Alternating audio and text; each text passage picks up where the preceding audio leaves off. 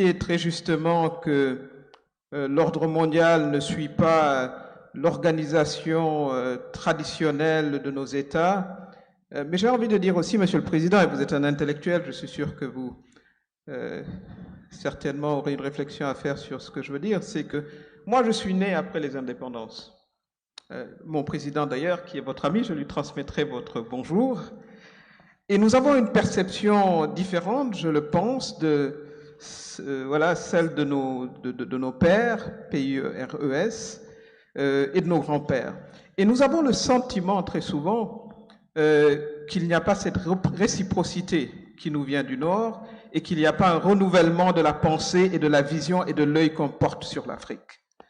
Peut-être que l'Afrique ne fait pas un travail de public relations intense comme elle devrait le faire, mais la question de la fertilité, par exemple, et ce que disait tout à l'heure, je crois que notre ami du Portugal, c'est que l'impression devient la réalité.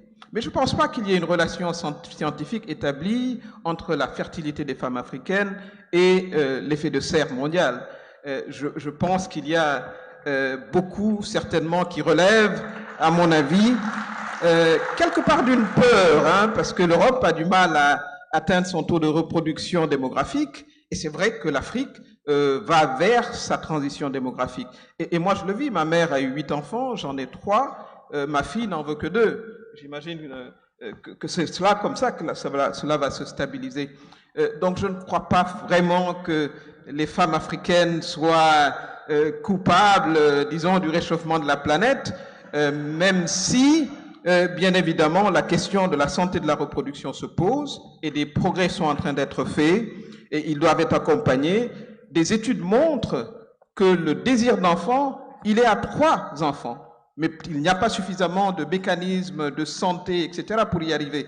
Et ce qui va permettre d'y arriver, c'est l'intensification de la scolarisation des filles, c'est le maintien des filles à l'école, c'est les perspectives également économiques pour les femmes. Et ça, je tenais à faire ce plaidoyer, parce qu'il est important que le regard change en direction de l'Afrique, parce que les décideurs, d'abord, ils sont plus jeunes, et on voudrait également entretenir une relation qui soit une relation différente et qui soit moins cliché et qui ne soit pas validée d'ailleurs par des éléments scientifiques. Ça, je voulais le dire, mais nous restons évidemment très ouverts au partenariat économique avec nos amis traditionnels. La France en est une, je parle le français, je ne parle pas l'allemand, c'est parce qu'il y a une relation historique forte.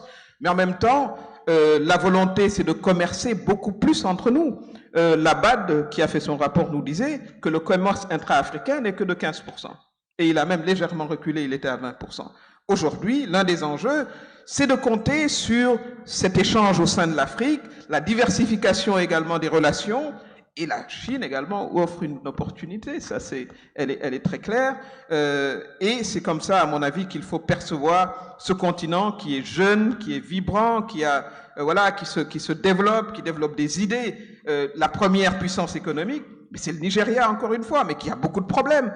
Lagos, c'est clair, quand vous y arrivez, ça paraît chaotique, mais la réponse a été Abuja, quand vous voyez que c'est plus organisé. Et c'est comme ça qu'on va y aller, et nous avons ce fort sentiment d'afro-optimisme que nous pouvons y arriver. Monsieur le Premier ministre.